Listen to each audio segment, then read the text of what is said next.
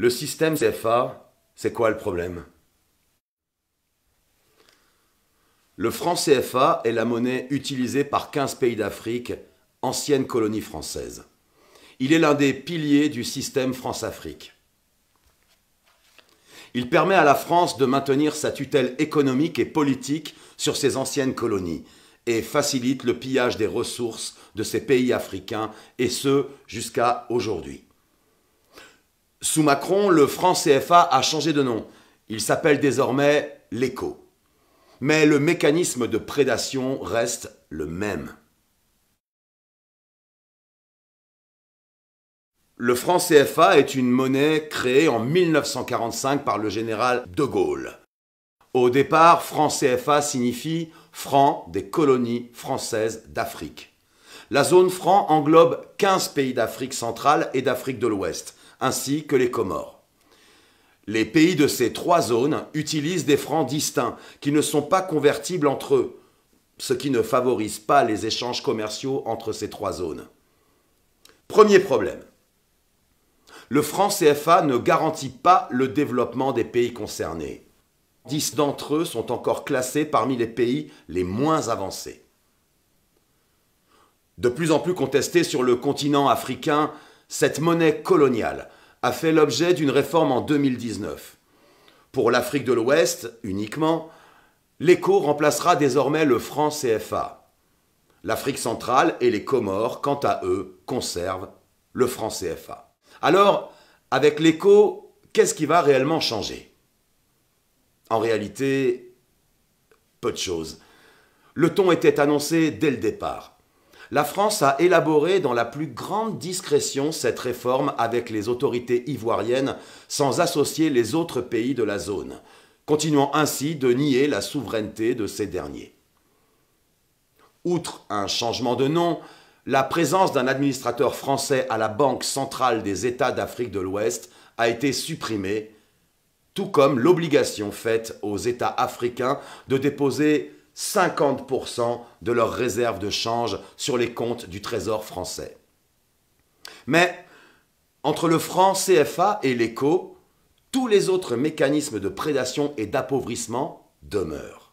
Premièrement, la France reste la garante de l'ECO comme elle l'est du CFA, ce qui lui permet de maintenir un contrôle politique sur ses anciennes colonies.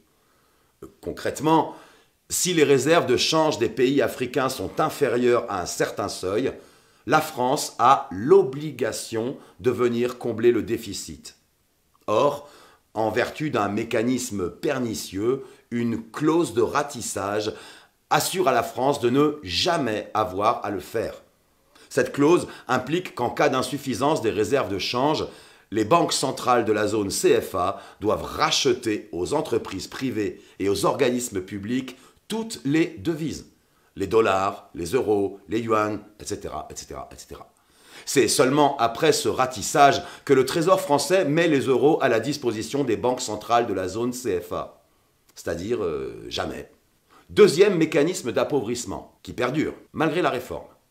La parité fixe entre l'euro et l'ECO est maintenue.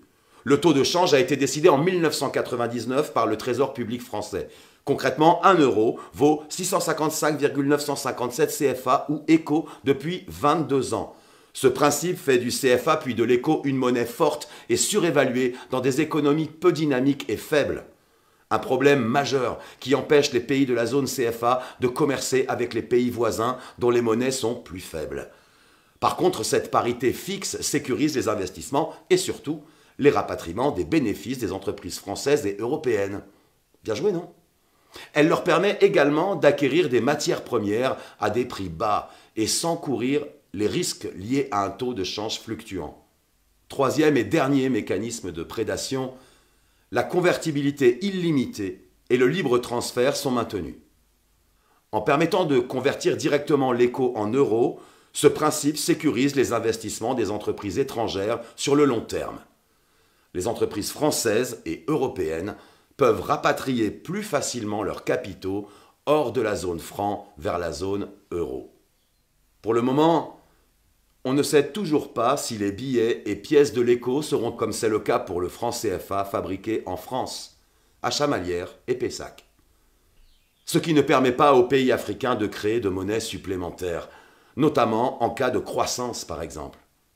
Les investissements sont donc entravés et le développement de ces pays freiné.